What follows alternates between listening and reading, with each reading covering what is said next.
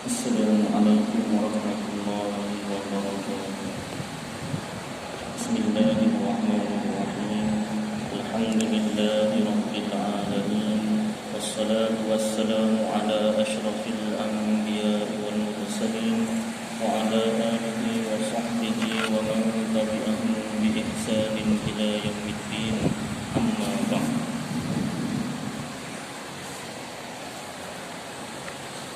Alhamdulillah tuan-tuan dan puan-puan yang dimuliakan oleh Allah Subhanahu wa taala, syukur pada Allah, takdir Allah yang sejak azali Allah taala zahirkan, Allah taala jadikan kita dapat sama-sama sambung belajar ataupun ulang kaji ilmu tauhid khasnya dan ilmu agama yang lain amnya. Ingatlah bahawasanya dunia ini sementara, akhirat itulah yang kekal selama-lamanya. Kejayaan manusia hanya dalam agama, sejauh mana kita taat perintah Allah dan meninggalkan larangannya. Baik, kita mulakan dengan wirdul Imam Ali ibn Abi Bakr As-Sakran. A'udzu billahi minasyaitonir rajim. Bismillahirrahmanirrahim.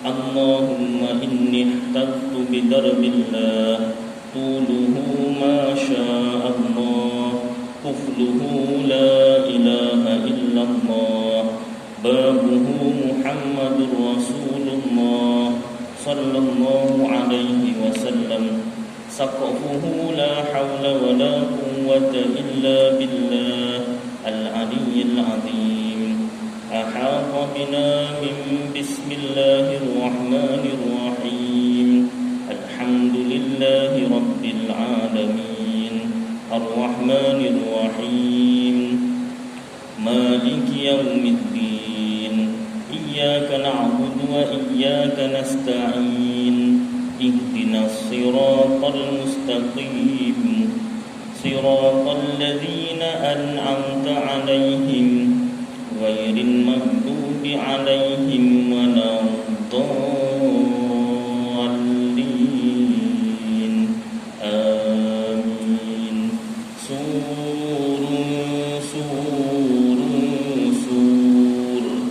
الله لا إله إلا هو الحي القيوم لا تأخذه سنة ولا نوم له ما في السماوات وما في الأرض من ذا الذي يشفع عنده إلا بإذنه يعلم ما بين أيديهم وما خلفهم ولا يحيطون بشيء من علمه إلا بما شاء وسع كرسيه السماوات والأرض ولا يؤوده حفظهما وهو العلي العظيم بنا استدارت كما استدارت الملائكة بمدينة الرسول بلا خندق ولا سور من كل قدر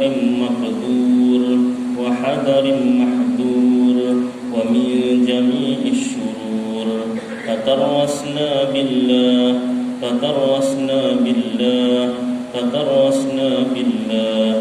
من عدونا وعدو الله من ساك عرش الله إلى قاع أرض الله بمئة ألف لا حول ولا قوة إلا بالله العلي العظيم عزيمته لا تنشق بمئة ألف لا حول ولا قوة إلا بالله العلي العظيم صنعته لا تنقطع بمئة ألف لا حول ولا قوة إلا بالله العلي العظيم اللهم إن أحد أرادني بسوء من الجن والإنس والوحوش من بشر أو شيطان أو سلطان أو وسواس فاردد نظرهم في انتكاس وقلوبهم في وسواس وأيديهم في إفلاس وأوبقهم من الرجل إلى الرأس لا في سهل يجدع ولا في جبل يطلع بمئة ألف ألف ألف لا حول ولا قوة إلا بالله العلي العظيم وصلى الله على سيدنا محمد وعلى آله وصحبه وسلم والحمد لله رب العالمين. Baik, kita sambung kitab Faridatul Faraid fi Ilmi Al-Aqaid bagi Syekh Ahmad bin Muhammad Zain bin Mustafa bin Muhammad Al-Fatani, ulama Fatani, Patani, Thailand. Baik, jangan ingat Thailand tu cuma ada apa nama ni, tempat urut saja. Thailand tu ada satu tempat Patani namanya, itu banyak ulama. Antaranya Syekh Ahmad bin Muhammad Zain. Baik, yang lepas kita sudah bahaskan sifat kudrat.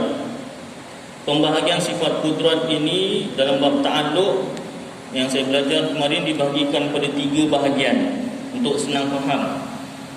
Yang pertama, ta'alluqnya atau kerjanya. Apa kerja kudrat? Iaitu mengadakan atau mentiadakan makhluk. Bila kata sifat kudrat mengadakan atau mentiadakan makhluk, maknanya Allah lah yang mengadakan atau mentiadakan makhluk. Bukanlah maknanya ni bukan Allah, ni sifat kudrat. Tidak. Kita sebut sifat kudrat menjadikan, sifat kudrat tugasnya menjadikan atau mentiadakan, itu majaziyun aqliyun, sindir akal. Maksudnya untuk mudah faham, sifat ini tugasnya apa, sifat ini tugasnya apa.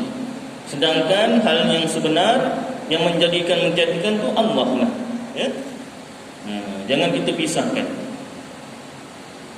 Baik, kemudian bahagian yang kedua, peringkat ta'alluq.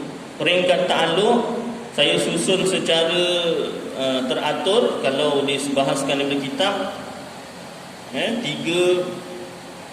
dipisahkan ta'alluq. Apa nama ni, tanjis tu dengan qabdah tu dipisahkan. Tapi kalau nak senang faham, saya aturkan. Yang pertama, ketika makhluk belum ada ataupun dipanggil azali. Azali itu apa? Itu maknanya ketika makhluk belum ada, hanya Allah sahaja yang ada. Waktu tu siang ke malam, Ustaz? Siang malam pun belum ada. Berapa bulan, Ustaz? Hari bulan belum ada. Pukul berapa? Pukul berapa jauh sekali, tak ada. Makhluk belum ada. Makhluk tu apa, Ustaz? Dalam kitab, ma siwallah, barang yang selain Allah. Selain Allah tu makhluk semua. Makhluk tu apa? Yang dijadikan. Allah khaliq, khaliqun, khaliq, yang menjadikan. Jadi siang malam Allah Ta'ala jadikan. Masa tak habis, apa lagi nak disebut pun tak habis. Kalau kuliah ni nak sebut semua jenis makhluk, tak habis. Jemaah dalam masjidnya dia sebut aja tak habis nama ni kan. Ramai ni. Baik. Jadi ketika makhluk belum ada sejak azali, sebab tu kataan azali itu tertentu khas untuk Allah Ta'ala. Jangan kita gunakan untuk makhluk. Budak naik sekolah daripada PKP pakai topeng tu, degil. Cikgu, dia ni memang degil tu, sejak azali dia degil. Contohlah, kalau nak dibuat dialog kan, pandai pula tu budak tu kan, tahu kataan azali. Dia memang macam ni cikgu. Dan sejak PKP, sejak zaman azali memang dia tak nak pakai topeng. Contoh. Budak yang pandai aku main azali. Azali tu hanya untuk Allah Ta'ala. Aku memang degil, tapi bab azali aku belajar. Pandai menjawab tu, bagus. Saling sampai menyampai. Yang seorang nasihatkan tentang kedegilannya supaya taat. Yang seorang nasihatkan tentang ilmu tauhid. Azali tak boleh pakai sebarang. Baguslah sampai menyampai. Baik. Ada berlaku ke Ustaz dialog ni? Tu saya buat ajalah. Tak tahulah ada ke tak. Kalau ada, alhamdulillah. Agama kan ad-dinun nasihah. Agama kan nasihat, saling nasihat, menasihati. Baik. Jadi sejak azali, peringkat yang pertama, Allah apa nama sahaja yang ada, makhluk belum ada. Boleh tak Allah Ta'ala nak jadikan makhluk? Boleh. Dari segi boleh. Dari segi kuasa Allah, boleh Allah jadikan makhluk. Kemudian peringkat yang kedua, Allah Ta'ala jadikan makhluk sebagaimana kehendaknya, iradatnya. Allah Ta'ala jadikan makhluk. Ketika Allah Ta'ala jadikan makhluk, makhluk yang pertama apa dia? Soalan cepu emas. Tapi tak ada emasnya. Saya tak sediakan emas. Soalan aja. Soalan cepu emas. Emasnya tak ada. Apakah makhluk yang pertama sekali yang dijadikan oleh Allah Subhanahu Wa Taala? Ni nak, kalau nak emasnya tak tahu bila lah, saya tak tahu. Nak hold ke minggu depan ke, 2 minggu depan ke, tak? Mau menarik sikit. Ni kalau tak ada yang ditunggu-tunggu, macam cerita, mesti ada unsur suspense. Tak ada suspense orang tak tengok drama tu, lagi episod tu sampai 100 lebih. Itu setiap episod ujung tu kena ada suspense. Suspense ni persoalan lah. Kalau belajar sastra, karangan tu, novel ke apa ke, apa nama, cerpen ke, dia mesti ada unsur sastra. Unsur suspense. Baru menarik. Nak dilanggar kereta, bersambung. Jadi minggu depan nak tengok lagi ni pelanggar ke tak ni. Keretanya yang rosak ke orangnya yang mati ni. Baik. Jadi apa nama ni tadi? Sambung balik pada apa tadi bab ni. Itulah jauh sangat melencongnya, lupa dah. Ketika Allah Ta'ala jadikan makhluk, soalan cepu emas tadi, makhluk pertama, itulah soalan cepu emas. Siapa? Apa dia makhluk pertama yang Allah jadikan? Dalam kitab Nur Nabi Muhammad, cahaya Nabi Muhammad sallallahu alaihi wasallam. Kalau saya salah betulkan. Itu dalam kitab apa? Kitab Barzanji ada. Kitab Barzanji itu baca Barzanji, yang baca Barzanji lah, dia yang faham maknanya. Yang tak baca tak tahulah. Yang baca tak faham makna pun tak tahu juga. Yang bagus baca, faham makna. Barzanji, kitab Barzanji. Baik. Jadi makhluk telah Allah Ta'ala jadikan. Itu makhluk pertama. Kita itu makhluk jugalah, Allah Ta'ala jadikan. Satu demi satu Allah Ta'ala jadikan. Maknanya Allah Ta'ala tak boleh jadikan semua serentak, Ustaz? Tidak. Boleh Allah Ta'ala jadikan serentak, tak ada masalah. Kalau cerita bab Allah Ta'ala jadikan ni pula, teringat surah Yasin. Ayat apa? Kun fayakun. Kalau bersabdu, kalau bertajwid lah. Kalau tak bertajwid, kun fayakun. Al-Quran kan baca bertajwid, wajib baca bertajwid. Kun fayakun. Jadi, maka jadilah ia. Jadi apa nama ni, surah Yasin tu, kun fayakun tu, ayat tu, maknanya seolah-olah Allah Ta'ala kata jadi, maka jadilah ia. Kalau kita tak rujuk kitab tafsir Al-Quran, maka yang kita faham Allah Ta'ala nak jadikan sesuatu, Allah Ta'ala sebut kun. Betul tak? Tak ada yang berani ngangguk. Ni ustaz ni tak boleh ni, soalan ni menjerat ni. Aku ngangguk ni kan habis tinggal. Baik dengan ngangguk, diam macam. Baik. Jadi kun tu maknanya jadilah. Adakah maknanya Allah Ta'ala nak jadikan sesuatu, Allah Ta'ala sebut kun? Kaf nun mati di depan kun. Bahasa Arab ada mula ada akhir. Adakah begitu? Tidak. Nasib baik aku tak jawab, dia kata. Nasib baik aku tak ngangguk. Dalam kitab tafsir banyak dalam contoh kitab tafsir bahasa Melayu paling ringkas, tafsir Nurul Ihsan. Ada yang jemaah sini hadiahkan, pinjamkan saya kitab tafsir Nurul Ihsan tu kan. Kitab tafsir lain, kitab tafsir Hamami Zadah, Imam Hamami Zadah, dia menafsirkan khas surah Yasin. Kitab-kitab tafsir yang lain, tafsir Ibnu Katsir, tafsir Jalalain, tafsir Munir dan sebagainya. Baik, jadi maknanya apa Ustaz? Bukan Allah Ta'ala sebut kun ke? Tidak. Kalau Allah Ta'ala sebut kun, dalam satu saat tu berapa banyak makhluk Allah Ta'ala nak jadikan seluruh dunia ni? Ingat sikit ke? Itu bumi yang UFO ke apa, mana tahu ada kan? Kita pun tak tahu ada ke tak ada kan? Gambar ada, video ada. Tahulah ada ke tak ada. Planet-planet lain. Galaksi lain. Galaksi kita, galaksi apa? Bima Sakti. Galaksi lain tak tahu.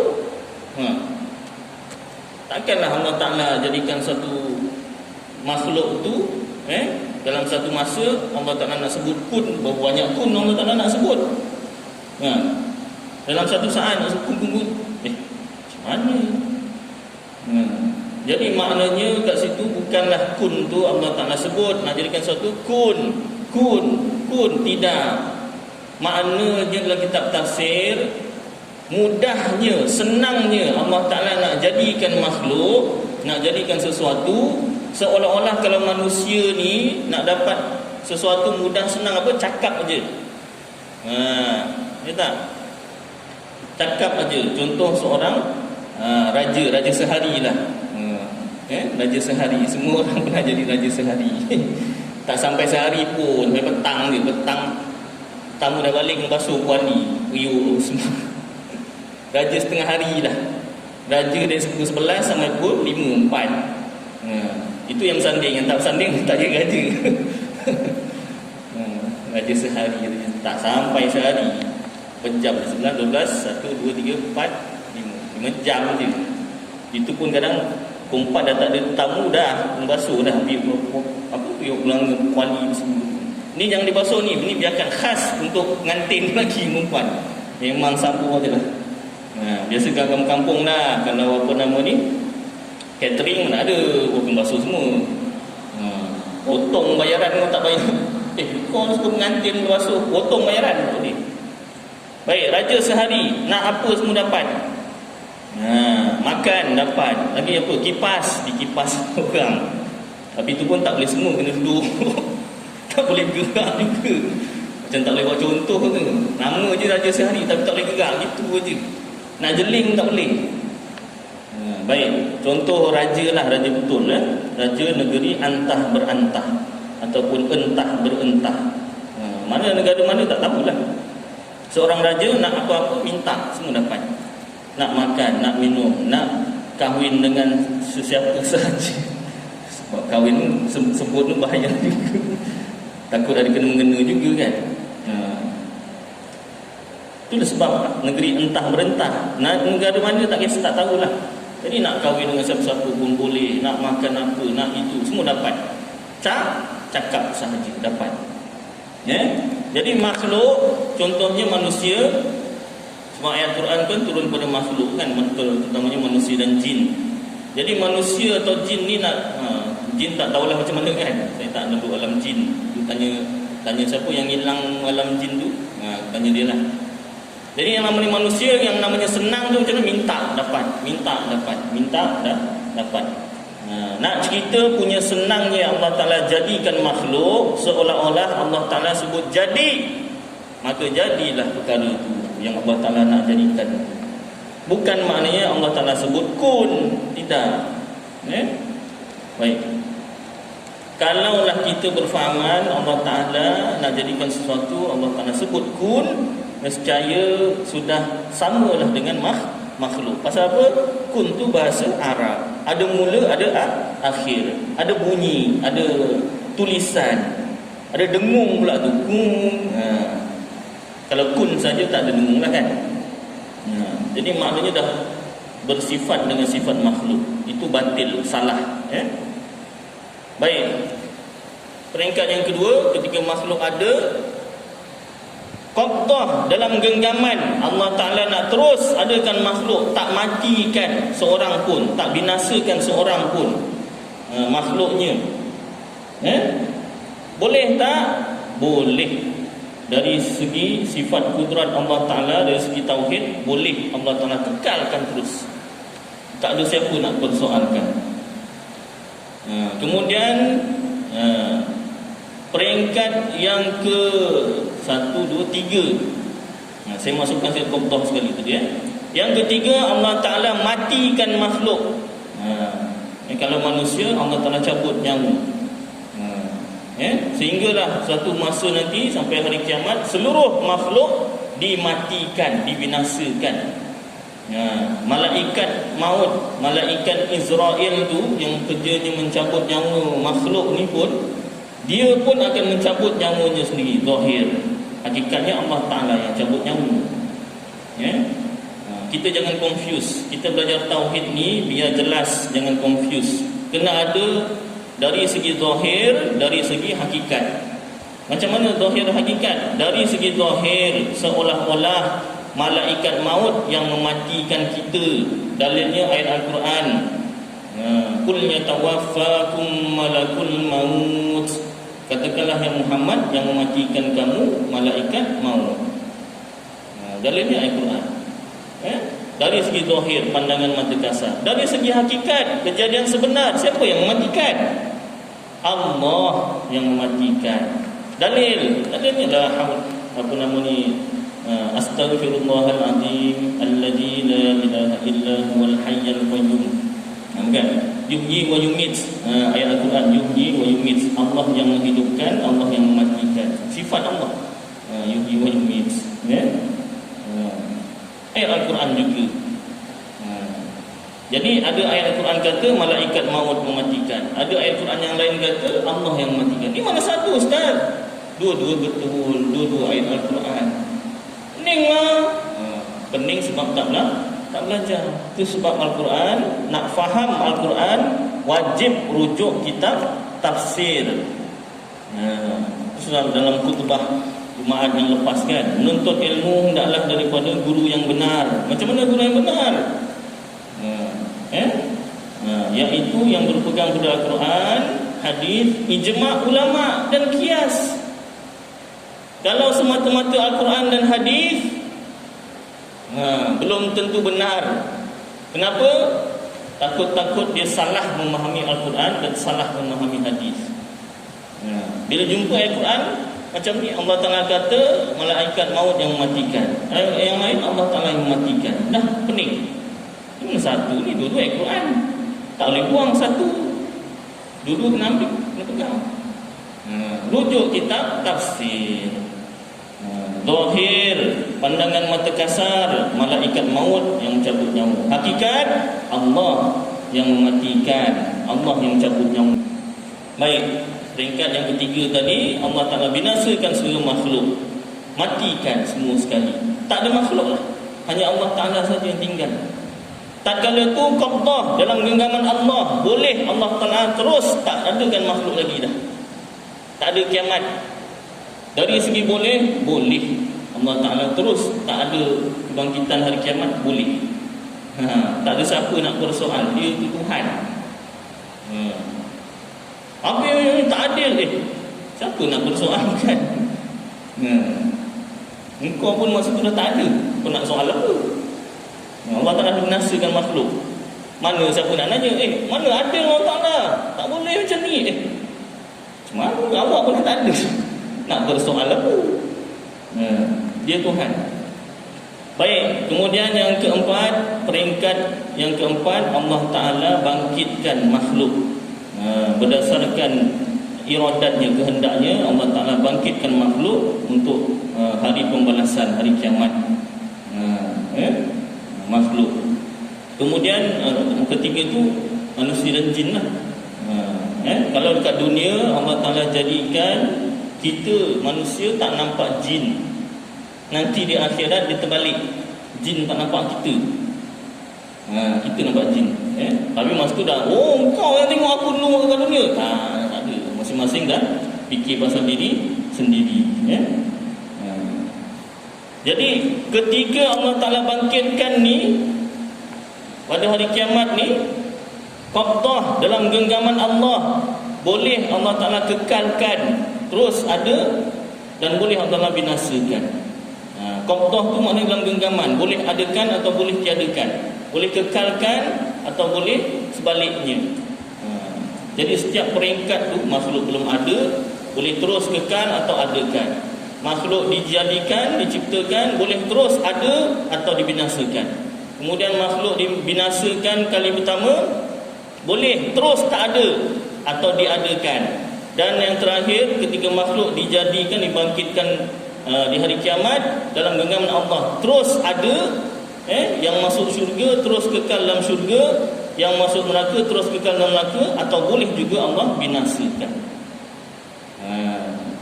Itu dari segi sifat kudrat, boleh, dari segi boleh. Tetapi dari segi zahir syariat, janji Allah Ta'ala yang namanya syurga neraka itu kekal. Kita Ahlus Sunnah wal Jamaah, Asy'ariyah Maturidiyah kena pegang zahir syariat dan hakikat tauhid. Jangan kita kata ini ada ayat Quran Allah Ta'ala kata syurga neraka tak kekal. Siapa Ustaz? Adalah. Malas nak sebut. Cari sendiri. Sebut-sebut dia kontroversi. Tak? Cari sendiri. Kita belajar tauhid, kena amalkan dalam kehidupan. Macam mana? Kalau ada fahaman yang salah, kita semak dengan kitab. Betul ke salah ni? Syurga neraka tu kekal ke tidak? Kalau persoalan tu ada, kena tuntaskan, selesaikan. Kekal ke tak kekal sebenarnya ni? Dari segi tauhid, boleh Allah Ta'ala kekalkan dan boleh Allah binasakan syurga neraka. Dari segi tauhid, dari segi sifat kudrat, ta'alluq sifat kudrat. Dari segi zahir syariat, janji Allah yang namanya syurga kekal, yang namanya neraka kekal. Baik. Kena pegang dulu Ustaz, kena pegang dua-dua. Kalau kita pegang hakikat tauhid sahaja, dikhawatiri tercebur ke dalam fahaman Jabariyah. Kaum Jabariyah sesat, terkeluar daripada Ahlus Sunnah wal Jamaah kerana menafikan zahir syariat. Tak percaya hukum zahir syariat ni, tak percaya wajib, haram, harus, makruh, sunat, tak percaya.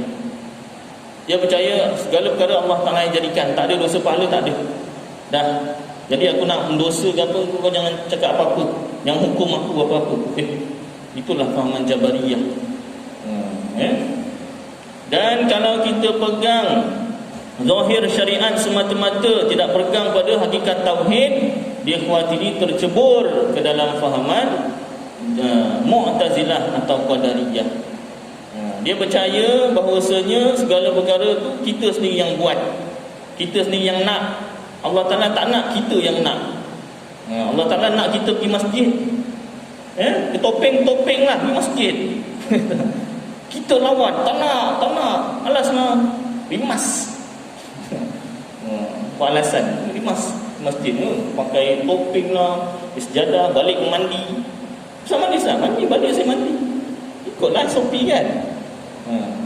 Yang suruh mandi tu pakar kan.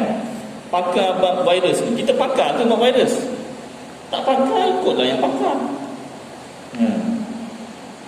Habis mandi badannya lah, pakaian sejadah basuh semua sekali. Benda tu tak nampak. Kalau ada kan hilang, dah dibasuh semua. Kalau tak ada, tak apa, alhamdulillah lah. Bersih. Baik.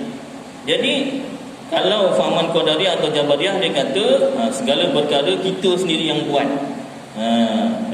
Allah Ta'ala tak takdirkan.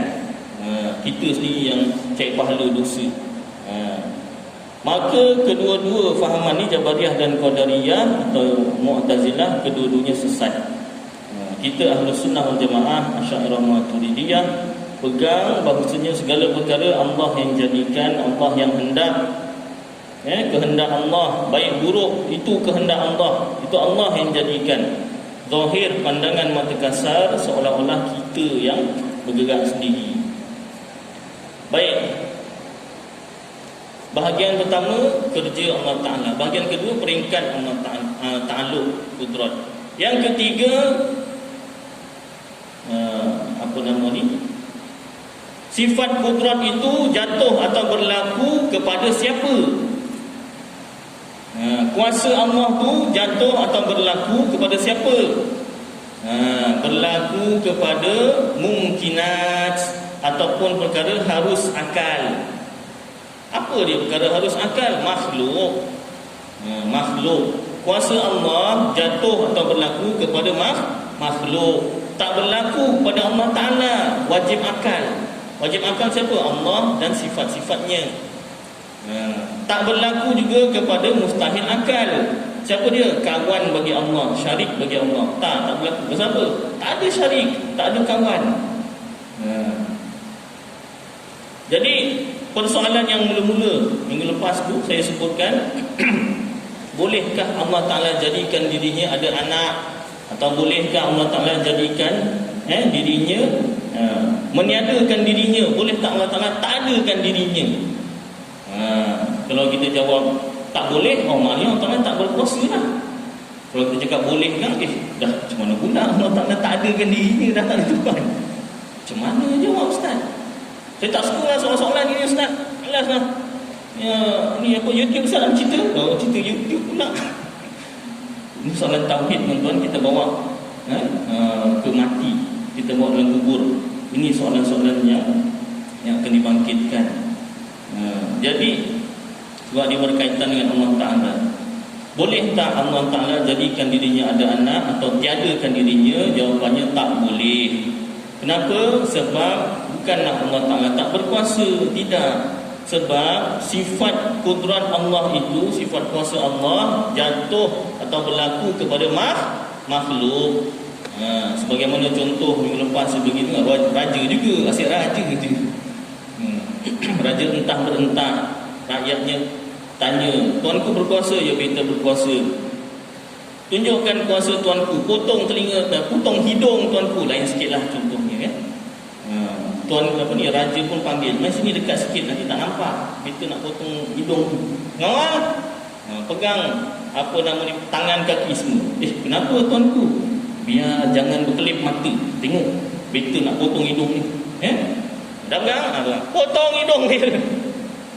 Tuanku, jangan potong. Sikit je, kan, kulit je. Oh, menjerit.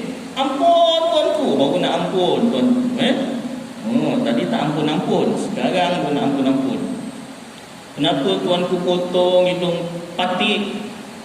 Beta ni bukan saja berkuasa, malah berilmu, belajar tauhid, bab ta'alluq.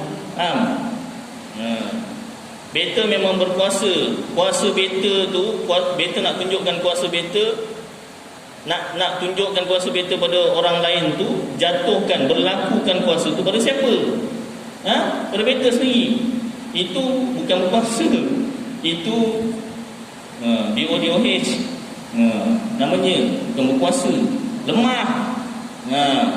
Kalau betul berkuasa, kuasa beta tu beta jatuhkan, melakukan kepada rakyat. Enggak, macam dalam kita punya persekutuan kan, undang-undang kita. Agung ada kuasa untuk mengampunkan orang yang sudah dijatuhi hukuman bunuh. Ada kuasa. Itu menunjukkan kuasa agung. Ini tak? Kuasa raja.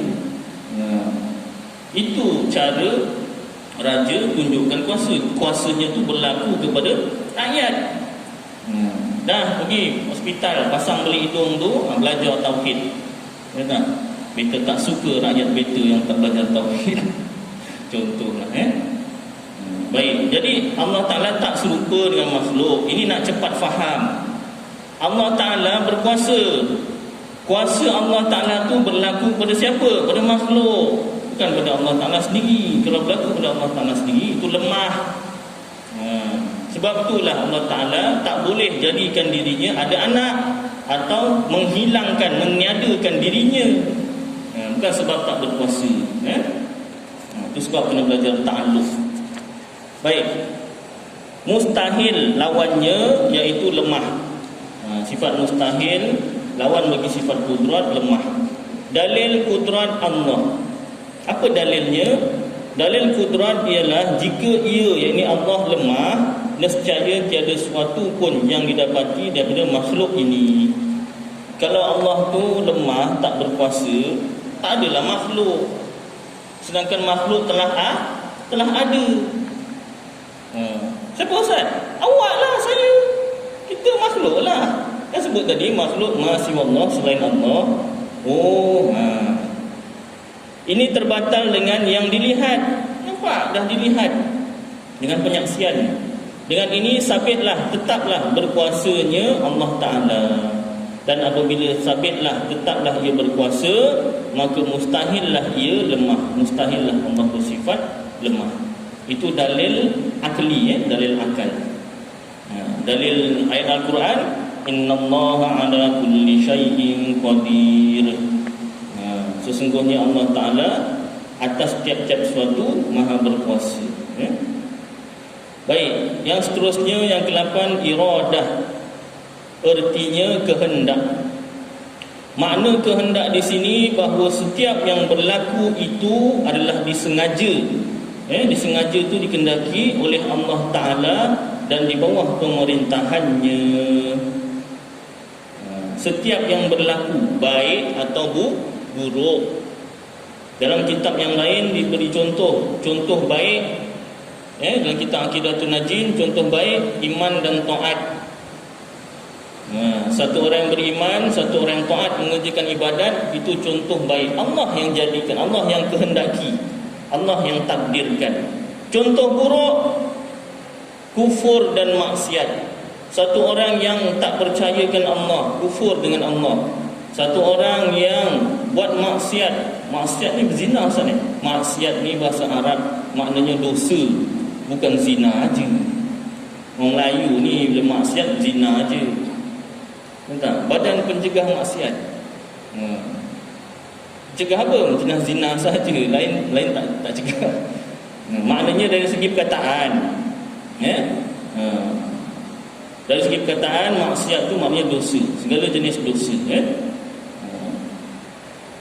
Jadi contoh buruk tu kufur dan maksiat. Satu orang yang tak percayakan Allah kufur, dan satu orang yang buat maksiat, buat dosa, Allah juga yang kehendaki, Allah juga yang takdirkan. Ini dari segi tauhid, tuan-tuan ya.